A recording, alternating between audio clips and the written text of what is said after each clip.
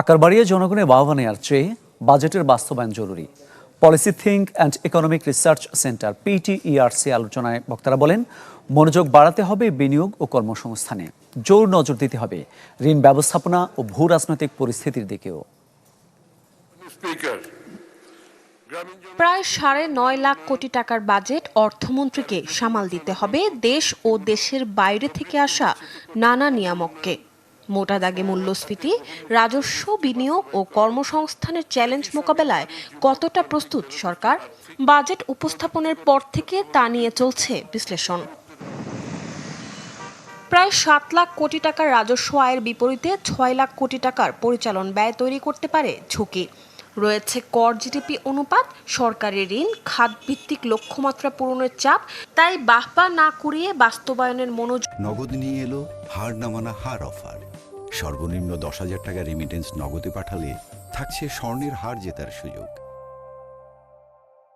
দেওয়ার পরামর্শ খাত সংশ্লিষ্টদের। রাজস্ব বৃদ্ধির জন্য কার্যকর দিক নির্দেশনার ঘাটতি পূরণে সচেষ্ট থাকার পরামর্শ তাদের। এনবিআর বা রাজস্ব থেকে যে রাজস্ব আয় চাচ্ছি, এ দুটো কিন্তু একেবারে সমান সমান। অর্থাৎ যদি এটা বাস্তবায়ন হয়ও, তাও আমি কিন্তু ওই উন্নয়ন খাতে টাকা দেওয়ার মতো টাকা আমার থাকবে না। সেমিনারে বক্তারা জোর দেন বিনিয়োগ ও কর্মসংস্থান বৃদ্ধিতে কার্যকর পদক্ষেপ নেয়ার। নিত্য প্রয়োজনীয় পণ্যের উপর কর কমানোর সিদ্ধান্তকে সঠিকভাবে প্রয়োগের কথা উঠে আসে আলোচনায়।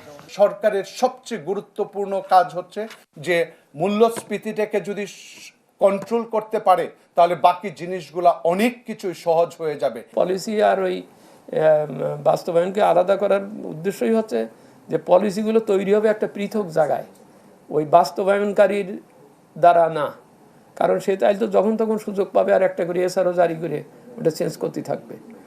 বাজেটের সফলতা বাস্তবায়নের উপর নির্ভর করছে বলেও জানানো হয় সেমিনারে।